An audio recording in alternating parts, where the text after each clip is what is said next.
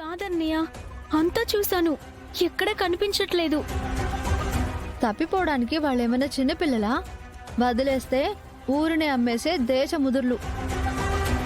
ఎక్కడికి వెళ్ళరు గాని నువ్వు వెళ్ళి పడుకో, వాళ్ళే వచ్చేస్తారు. అది కాదు వదిన, గేట్ బయట తలుపులు కూడా ఓపెన్ చేస్తున్నాయి.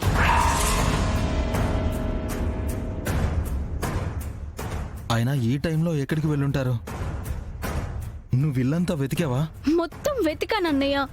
వాష్రూమ్లో, పెరట్లో, ఇంట్లో మొత్తం చూశాను, ఎక్కడ కనిపించలేదు. గేట్ కూడా ఓపెన్ చేసుంది.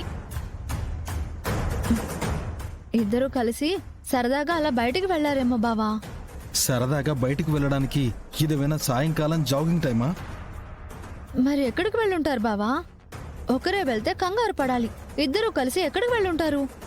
తెలియట్లేదు శివ. నా చెల్లెలు ఏం అవసరం ఉన్నా నాతో చెప్పకుండా ఇంట్లోంచి బయట అడుగు పెట్టరు. అర్ధరాత్రి వేళ పక్కనే పడుకున్న కుముదవల్లికి కూడా చెప్పకుండా వెళ్ళిపోయారంటే ఆలోచించాల్సిన విషయం ఏదో ఉంది. శ్రీవల్లికి నిద్ర పట్టక వెంకటపతి రాజు గారిని కలవడానికి వెళ్ళుండొచ్చు బావా. దానికి అమృతని తోడుగా తీసుకుని వెళ్ళుంటుందేమో. నోర్మోయ్! శ్రీవల్లి నా అనుమతి లేకుండా తల ఎత్తి నడవలేదు. అలాంటిది ఈ టైంలో అనుమతి లేకుండా ఒకరితో మాట్లాడడానికి వెళ్ళిందంటే నేను నమ్మను. ఇద్దరు ఈ టైంలో బయటకు వెళ్లాల్సిన అవసరం ఏమొచ్చిందో ఒక్క మాటైనా మనతో చెప్పాలి కదా. ఎవరికీ తెలియకూడదనుకున్నప్పుడు ఎందుకు చెప్తారు వదినా? వీధి వరకు ఏమైనా నడుచుకుంటూ వెళ్లారేమో బావా. అమ్మా అమృత, శ్రీవల్లి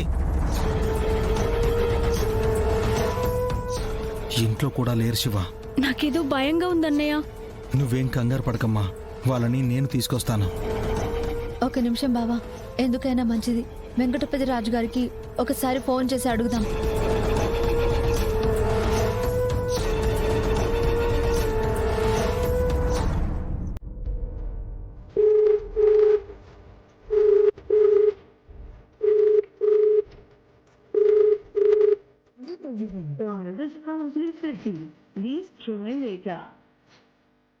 ఫోన్ లిఫ్ట్ చేయట్లేదు.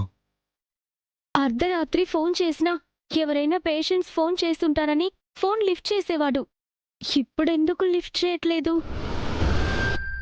వాళ్ళు ఎక్కడున్నా ఇప్పుడే వెతికి తీసుకొస్తాను. సరే బావా, నేను కూడా వస్తాను.